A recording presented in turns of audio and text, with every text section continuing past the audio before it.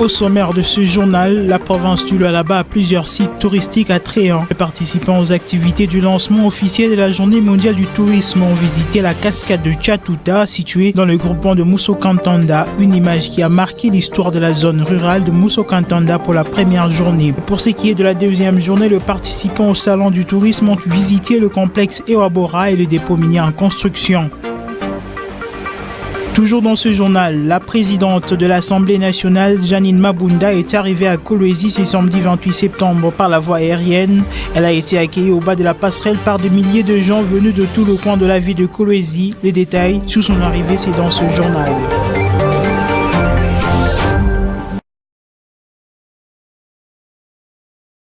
Mesdames et messieurs, bienvenue dans cette édition du journal. Lancement ce vendredi 27 septembre 2019 des activités de la Journée mondiale du tourisme sous le thème « Tourisme, un emploi, un avenir pour tous ». Plusieurs autorités ont rehaussé de leur présence en cette cérémonie qui s'est déroulée au rond-point de l'Indépendance. Reportage.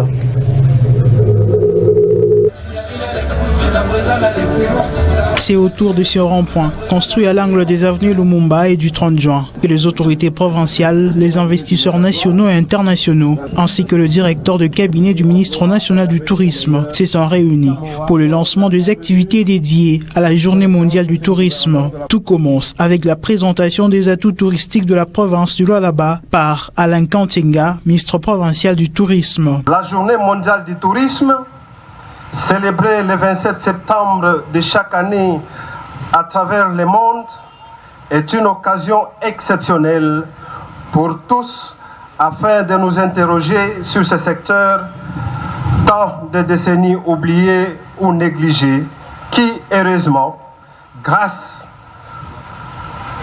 par le dynamisme, la lucidité et l'esprit visionnaire d'un digne fils de la province, j'ai cité son excellence, les triple M.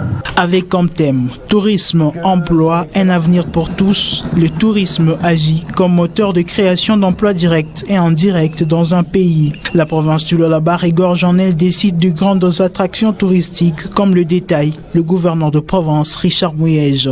Notre province en a des atouts, car elle regorge des sites de grandes attractions touristiques et dont le prestige a été confirmé par plusieurs missions d'experts indépendants qui les ont qualifiés à la grande surprise des merveilles à insérer dans les tours opérateurs, des chutes et des grottes, des lacs de retenue, des savanes, des mines souterraines et carrières, des barrages hydroélectriques et j'en passe.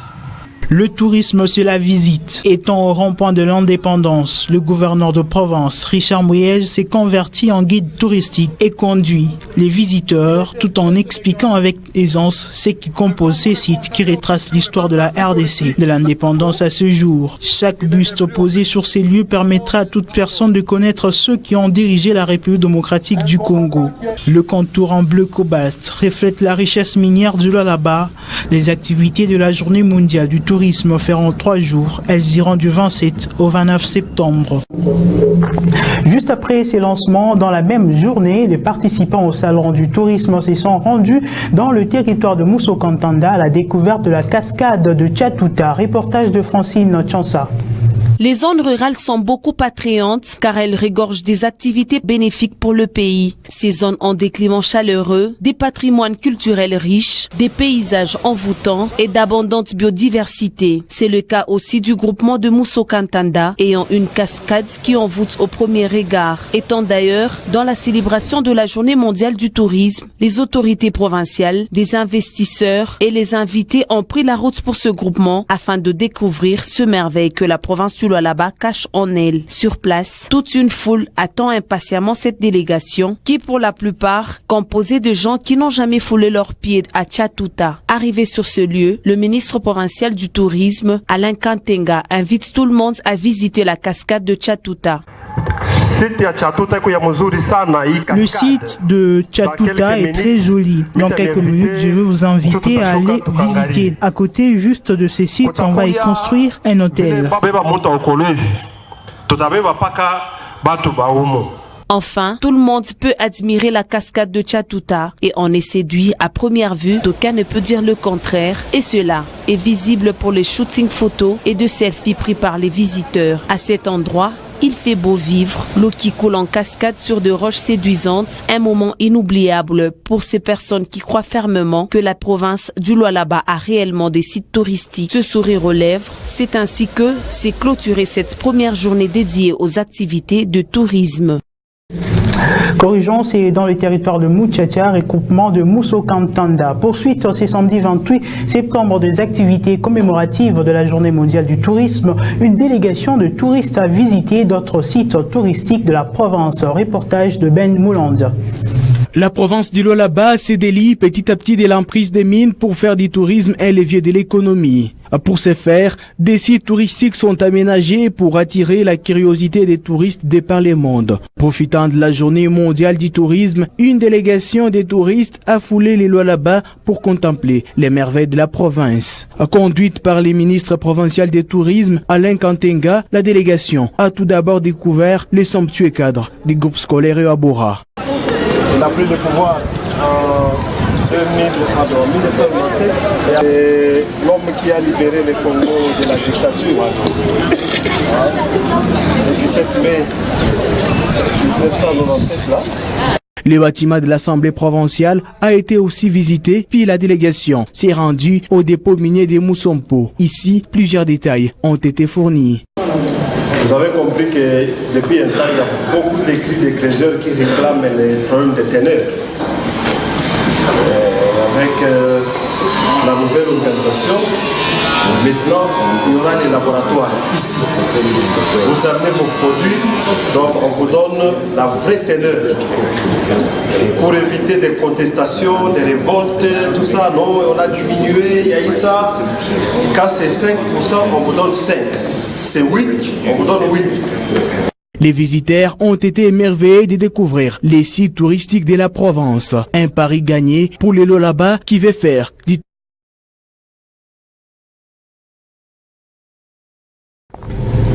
Toujours en tourisme, au moment où certaines personnes parlent de rénovation de sites touristiques, d'autres personnes décrivent la légèreté avec laquelle certains sites sont entretenus, à l'occurrence la place de la Poste. Passion Kabamba signe ce reportage.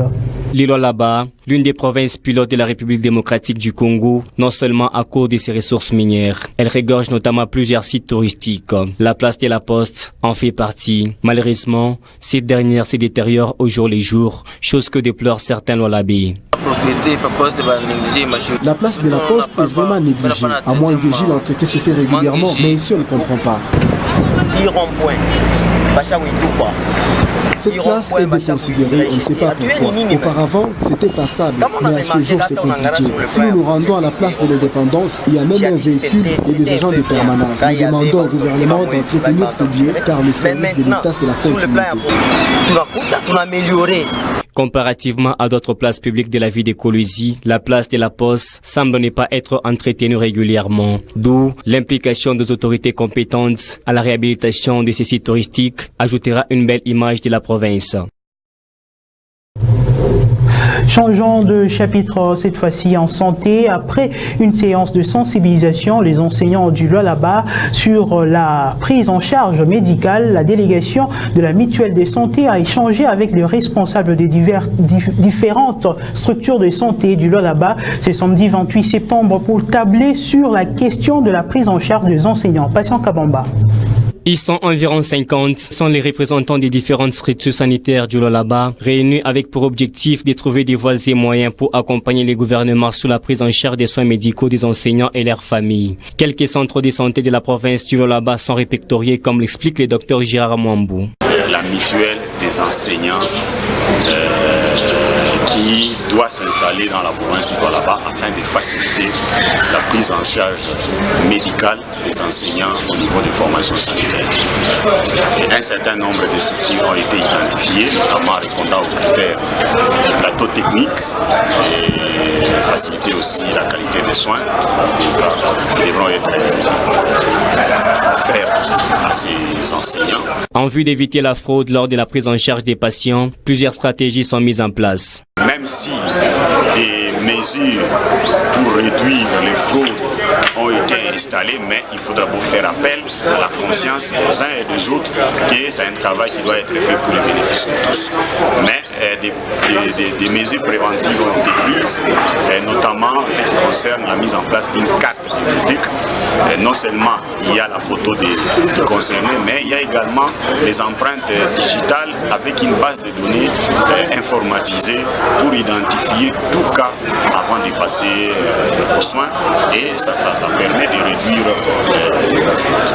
Il s'est de noter que cette mesure concerne rien que les enseignants œuvrant dans les écoles publiques.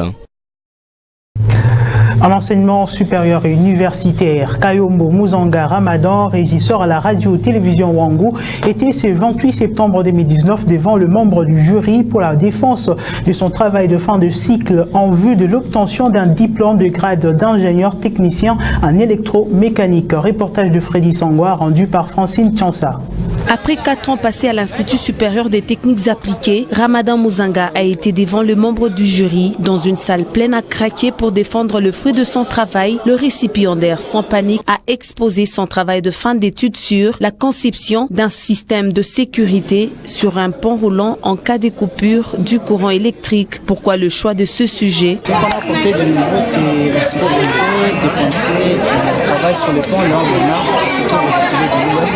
C'est-à-dire, vous avez une difficulté en cas de coupure du courant électrique, c'est pas descendre de la cabine des commandes, d'où nous avons apporté une solution à cela en concevant un système de sécurité. Même lorsqu'il y a une coupure du courant électrique, le pontier peut descendre et monter de la cabine des commandes à n'importe quel moment. Le 28 septembre 2019, date historique que Ramadan Muzanga n'oubliera jamais, chose qui a réjoui même les membres de sa famille.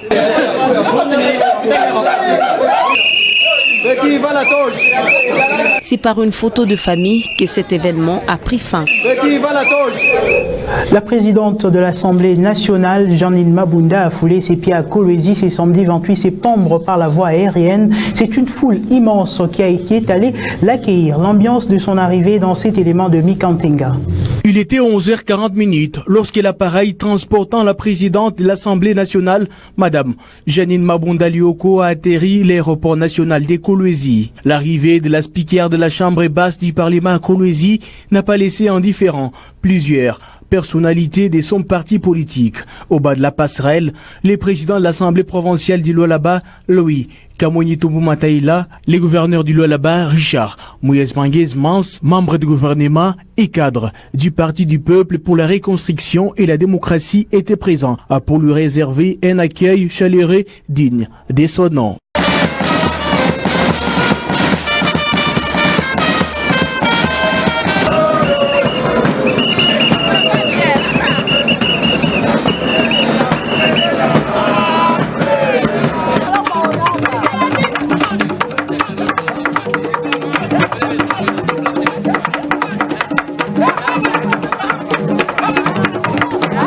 Après l'accueil, les cortèges noirs du monde s'est dirigé au siège du PPRD 6 sur l'avenue Madouda où les militantes et militants l'attendaient à bras ouverts. Signalons par ailleurs que c'est le même samedi que l'artiste musicien Fally Ipupa a foulé les sols de la province du Lualaba pour livrer une série de concerts. De nos jours, pour avoir accès à une information, c'est un véritable problème, surtout pour le corps médiatique. Les journalistes voient privés d'informations lorsqu'ils en ont besoin. Un regard est fait à ces sujets à l'occasion de la Journée mondiale du droit d'accès à l'information, célébrée le 28 septembre de chaque année. Suivez. Au regard de réalités rencontrées sur le terrain, le chevalier de la plume et du micro sont partagés entre le oui et le non sur la problématique de l'accès à l'information. Pour certains, ce droit n'est qu'un concept qui se vit mieux en théorie qu'en pratique en République démocratique du Congo en général et au Lualaba en particulier. Les journalistes, vraiment pour le moment, n'ont pas vraiment cet accès-là à l'information comme il faut. Même à la police, vous pouvez aller là-bas, il y a certaines informations qu'on vous dit, ça on ne peut pas faire passer. Et ça, il ne faut pas faire passer, parce que ils ne veulent pas que ça puisse être informé, que ça soit connu par la population. Pour d'autres, ce privilège est une question relative. Nous voyons les informations passer presque tous les jours sur nos antennes, c'est-à-dire que nous avons l'accès à l'information. Non, pourquoi? Il y a des informations auxquelles on ne sait pas accéder, parce que peut-être on n'a pas de personnes ressources ou parce que ces informations-là sont sensibles. Les opinions divergent, mais les barrières à l'exercice maximal de ce droit sont clairement connues. Droit à l'information, l'un des piliers de la démocratie qui requiert l'implication de tous et de chacun. Je demanderai à ceux-là qui chapeautent le média, qui puissent permettre aux journalistes d'avoir l'accès à l'information, donc à nous journalistes également, aux promoteurs des chaînes, de faire en sorte que nous puissions être en collaboration avec des ministères, en collaboration avec plusieurs institutions. Cette célébration est une occasion de sensibiliser le décideur public et les citoyens en général afin de saisir l'accès à l'information en tant que droit fondamental lié à la personne humaine. En dehors de la RDC, l'ancien président zimbabwéen Robert Mugabe a été enterré ce samedi 28 septembre 2019 dans son village natal de Kutama en présence de membres de sa famille et ses proches. Suivez. Des centaines de personnes, essentiellement composées des membres de sa famille et voisins, se sont réunies samedi pour l'enterrement de l'ancien président du Zimbabwe, Robert Mugabe, dans son village natal de Kutama, dans le nord-ouest du pays. La dépouille du maître absolu du pays pendant près de 40 ans doit être inhumée dans sa propriété conformément aux exigences de ses proches. Depuis la mi-journée, de nombreux invités revêtus d'un t-shirt blanc, barré des mots « libérateur »,« père fondateur » ou « porte-drapeau » ont rendu hommage aux défunts par des chants et des danses. En début d'après-midi, sa veuve Grace Mugabe et ses enfants ont accompagné son cercueil de la maison où il reposait jusqu'au lieu de la cérémonie au milieu d'une cour. Cet enterrement marque l'épilogue d'un bras de fer qui oppose depuis des semaines les proches de l'ancien chef de l'État au gouvernement de son successeur, Emmerson Mnangagwa, autour du lieu de sa dernière demeure. Mort le 6 septembre à l'âge de 95 ans dans un hôpital de Singapour, Robert Mugabe devrait initialement reposer au Panthéon national des héros de la lutte de libération, comme l'avaient annoncé les autorités du pays quelques jours après sa mort. Mais sa famille a finalement eu les derniers mots. Cette bataille a illustré une nouvelle fois les vives tensions qui opposent depuis bientôt 2 ans les derniers fidèles de l'ancien président et l'actuel chef de l'État zimbabwéen. Jusqu'à son dernier souffle, Robert Mugabe a nourri une rancune tenace envers Emmerson Mnangagwa, placé à la tête du pays après la démission du vieux président sous la contrainte de l'armée et de son parti en novembre 2017. Au terme d'un règne sans partage de 37 ans, Robert Mugabe a laissé derrière lui un pays traumatisé par la répression et ruiné par la crise économique. C'est la fin complète de ce journal. Merci à vous de nous avoir suivis. L'actualité reste en continu sur le www.wango.info. À très bientôt.